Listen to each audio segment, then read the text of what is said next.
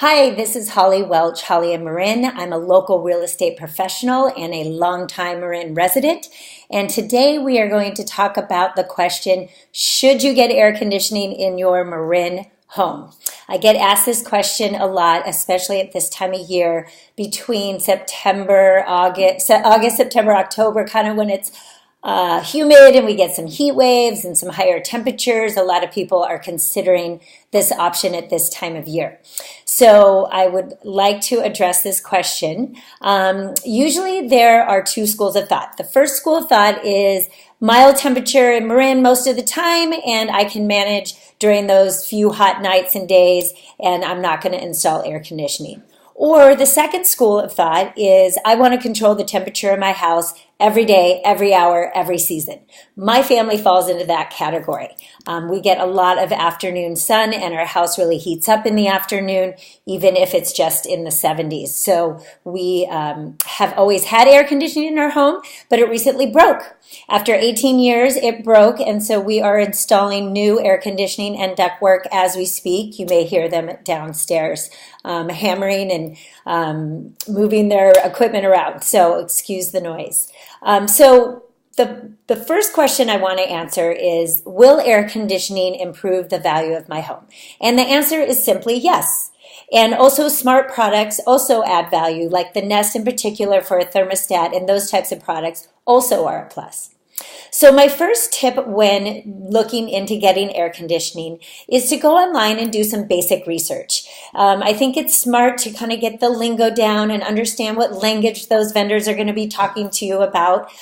For example, what's the SEER rating of the unit you're looking at? What are the manufacturers that are top rated? By the way, I do have a great website that ranks them and describes all the different manufacturers. And also, what size unit? Do you get variable two-speed? And does our climate warrant that type of equipment? So those are all good questions to kind of have a baseline understanding. So when your vendor comes out, you can use that time to ask more second-level type questions. My second tip is that you should get at least 3 bids. And this is not just for air conditioning. This is for any remodeling or repairs that you do to your home, inside or out. You should always get at least 3 bids.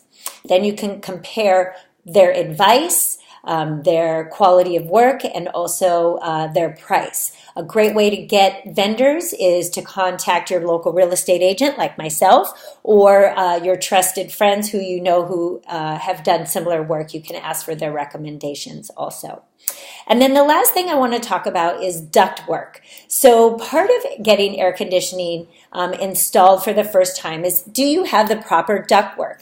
A lot of times the old ductwork has to be removed and new ductwork has to be replaced to accommodate the air conditioning and the heat. So that's an important part of what your cost is going to be to install air conditioning. So that's a question you're going to have to talk to your vendors about. Another tip about that is a lot of the old pipes have asbestos wrapped around it.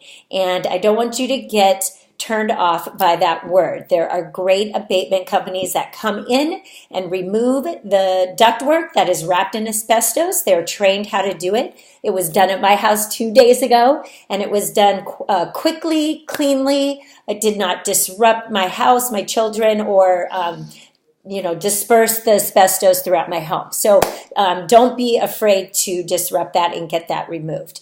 And now my new ductwork will not have any, and it will be much more energy efficient, and I'm hoping my PG&E bill will go down considerably. That's what they are promising me.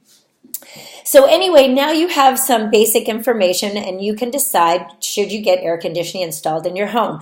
The prices are going to vary depending on what equipment, what manufacturer, if you need ductwork, and of course what vendor you choose. So you're welcome to call me. I'm happy to share with you my list of abatement companies, what manufacturers I like for furnace and air conditioners, as well as the vendors that I interviewed and why I chose the company I did, and kind of my criteria. I'm happy to share all of that with you.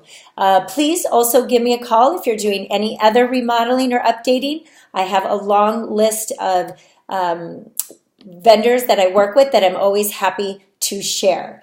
So thank you for tuning in, Holly and Marin, and please like my Facebook page, Holly and Marin, and follow me on Instagram on Holly and Marin.